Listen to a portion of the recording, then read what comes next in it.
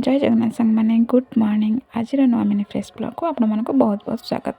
जमती कि आपने जानते आज हूँ सुदशा व्रत आज चलते व्रतर प्रिपेरेसन करवा। जमी आम फास्ट ये माँ को बसई देचु। माँ को बसला प्रथम भोग सजाड़ देचु। तापर किसी समय छाड़ी सेकेंड भोग सजाड़ी व्रतर सारा कथा सब पढ़ी देलु। तापर किसी खाली गंठी पकड़ा बाकी अच्छी आउ तार मेन भोग है 10 पुर दिया मंडा। तो से मंडा प्रिपेरेसन करवा से लास्ट भोग बा मेन भोग।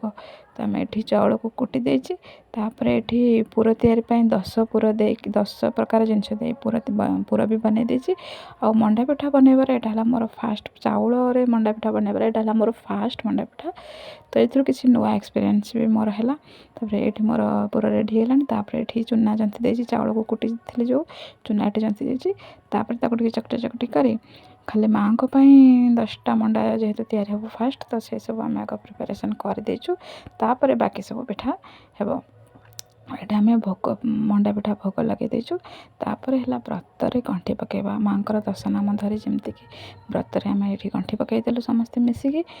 तापर आउ बाकी जहाँ सब आणला से सब पिठा प्रस्तुत लगे पड़ेगा। ये सान बो आ बस पिठा जा बाकी सब जितक थिला बस बनई दौचु। सान बो बहुत स्पीड पिठा बनाऊँ।